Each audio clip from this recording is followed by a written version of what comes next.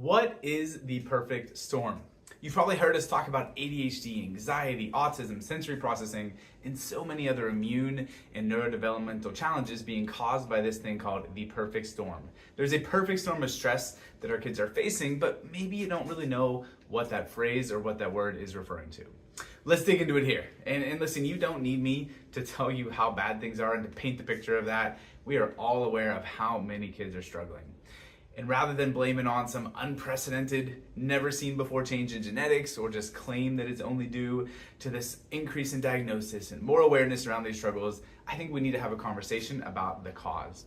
So many parents, and this is probably including you if you are listening to this, so many parents are fed up of not being given any real hope, any real answers from that traditional medical system. You're pretty much just told it's as good as it's gonna get, or maybe here's some medications, here's some pills, and good luck.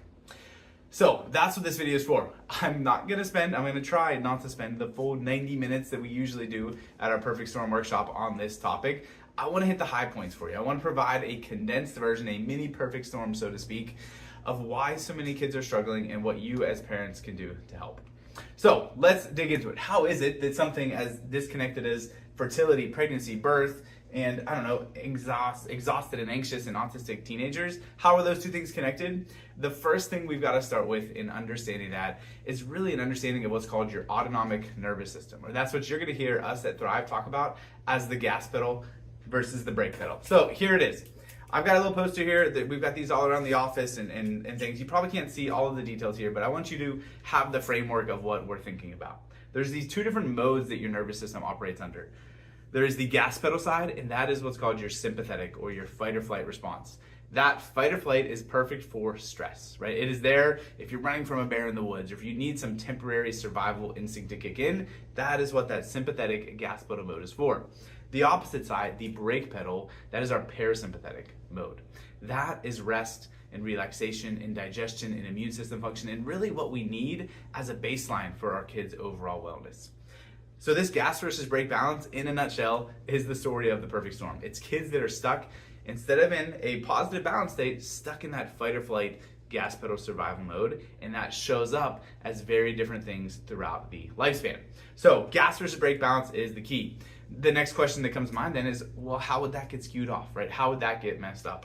There's 3 T's that we talk about within chiropractic: traumas, toxins, and thoughts, that are really at the root of that. Those are the triggers that can push a kid or any individual into that survival mode. Traumas would be physical stresses, toxins would be chemical challenges, and thoughts are those emotional stresses. And there are a lot of those in today's day and age, right? You can find a deep dive rabbit hole in Google page that'll talk to you about how a million different factors are the cause of why our kids are under more challenges. And that is all true, right? The environment and the toxic exposures all make a huge difference. But there's one piece of it that is not being talked about enough, and that's really at the root of this perfect storm conversation. And it is a conversation around a multitude of factors, right? It's not any single one of these environmental or toxic triggers that are really at the root of it. It's that we have so many more of them as a net sum in a system that is less adaptable. And that is the key that I want you to start thinking about here. Is it's not the stress that's coming under a kid, it's how well they are adapting to it. So that's really takes us to step 1 and 2 of our perfect storm journey here. The first step in that perfect storm process is typically fertility and pregnancy stress. It is a pregnancy journey that is not a positive, empowering one. Unfortunately, most people, when they get that exciting news, there's a whole whirlwind of thoughts and emotions that hit, and our system isn't really set up to support them, right? Instead of being empowered and coached through an amazing experience, you're taught to fear, and you're almost given this diagnosis or this label of pregnancy, and you just hope that you make it out the other end of it alive. Not what it should be at all. So, starting off, that fertility and pregnancy stress is going to set the stage for more of that survival mode instinct, right? If that's going on, if that's mom's baseline, she is more primed for stress, primed for survival, which is going to lead to that second step, more birth trauma. It is way, way too frequently that birth is getting messed with. It's almost unheard of that it's just mom and baby calling the shots and everybody else getting out of the way. When that happens, there is an immense amount of extra stress and strain on baby. And let's think about it, right? And this could apply to C-section, vacuum or forceps extraction, or honestly, even most vaginal births have some sort of hands-on pulling, turning, and twisting at that baby's sensitive head and neck. That is really the key for this. In a C-section delivery, of course, there is nothing but that pulling out because the baby isn't being pushed through those contractions. But even with those other interventions where there is a typical contraction going on, there is often either force in that birth process or in labor or in utero, just the way they were positioned or the way they were stuck in the birth canal. That damage typically starts in the upper neck. It can show up anywhere in that neurospinal system for kids, but this injury up top carries more weight. This very base of the neck, this upper neck, bottom of your head, that is the brainstem, that is the air traffic control center. There's actually a nerve up there called the vagus nerve that does almost all of your body's wellness functions. Another little handout and poster here that I want to walk you through. Think of this fuse box poster here. You see your nervous system on the left side, different symptoms on the right. This is a really key framework for understanding what's going on with kids too, because when that upper neck damage takes place, that affects what's called the vagus nerve. That vagus nerve is the wellness side of your nervous system, your immune system, your digestion, your optimal growth and development. If we're stuck in off up top there, it's gonna carry a whole, it's gonna carry more weight or make a greater impact than anywhere else in the nervous system. So that main regulation is huge. What we see then is stressful pregnancy, stressful birth, tends to be a stressful kiddo afterwards. What does that look like? Fussy, colicky, constipated, reflux, not able to nurse, not able to latch little kiddo. When that is the norm, you are not given a whole lot of help, right? Maybe there's a little bit of lactation consultant support. You're probably not given enough of it. Maybe you've given a pill or a medication for reflux, or they can take Miralax or something for constipation. But the theme that happens early on with that stressed out and struggling kiddo is they'll grow out of it, right? You're not given a whole lot of answers and hope besides just eventually they won't be dealing with this anymore. And while that is true, right, that colicky baby at 1 to 6 months old isn't at 6 years old, what we see is that they do not just grow out of it. They grow into the next version of this. And that is where this perfect storm really gains steam. When kids are in this stressed out fight or flight mode early on, we all of a sudden see a process set up that starts as that colicky, stressed out, fussy baby, but then turns into so much more than that. So what's next? When they're in that phase, it often turns into a struggling and challenged toddler, right? The fussy baby, maybe now at 6, 9, 12 months has ear infections. And now maybe they're dealing with, and somewhere along the line there, torticollis or plagiocephaly, right? They have a difficulty turning their head evenly. And now we have a flat spot on one side of our head and we need a helmet and other interventions. Eventually they grow out of those and are now dealing with the next step of it. Maybe they even need tube surgery. And so now the tubes come in and solves that problem. But in reality, if the underlying cause remains, it just shows up differently, right? Because next thing that fluid drains down and we've got tonsils and adenoids inflamed. And we've got asthma and allergies and other respiratory and immune struggles. The specific sequence and how it presents for every kid is a little bit different, but it's so frequently the same bulk story.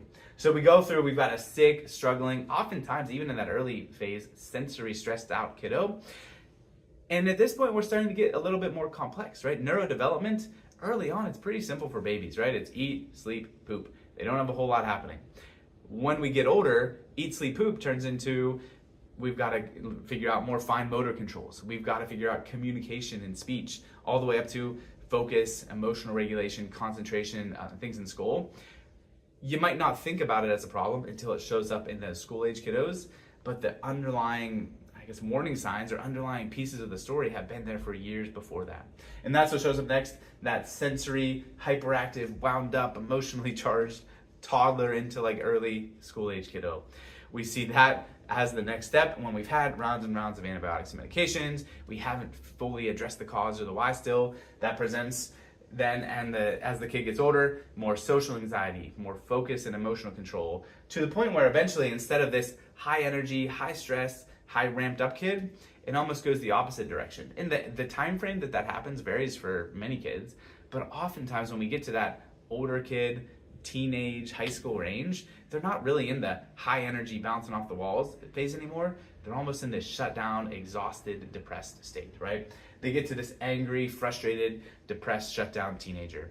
There can be even more complications along the way, right? For some kids, they maybe get an autism diagnosis. For some, it's seizures because their brain and their sensory nervous system is so wound up and so discombobulated they can't process and bring things together.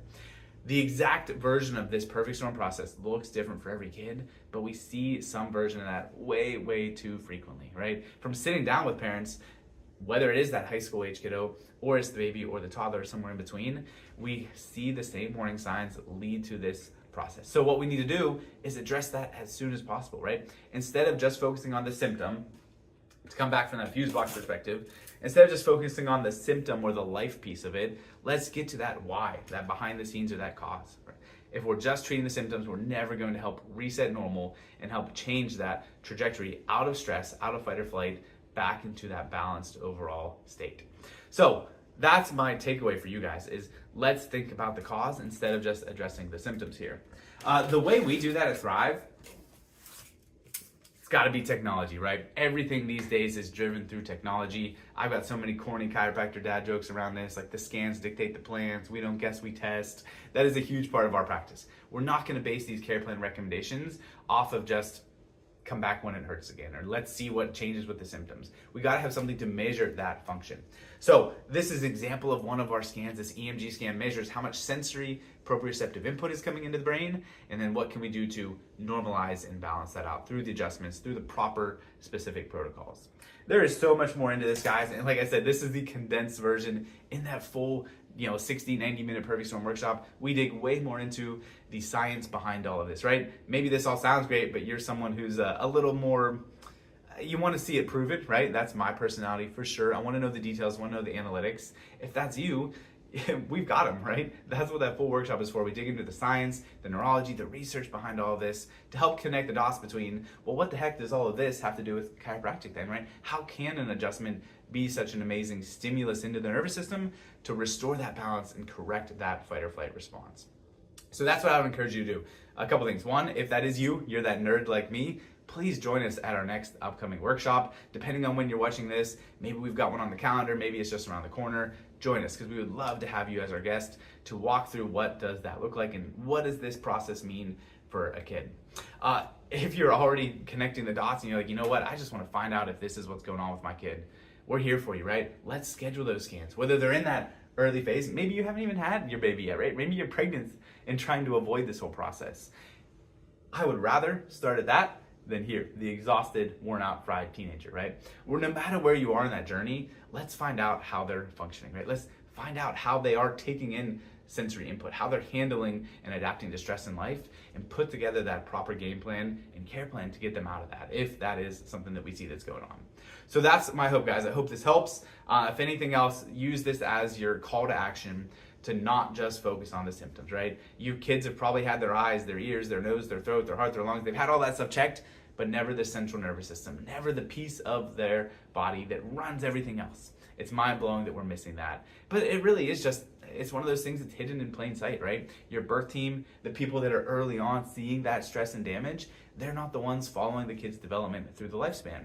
And then your pediatrician that picks up, they're not looking back and asking about birth. They're not talking about it. So we just have a gap in healthcare where we're not really seeing and connecting the dots between what is going on with our kids and what it is causing. Cannot wait to meet you in the office sometime soon. Keep looking for the cause, parents. I hope this was helpful.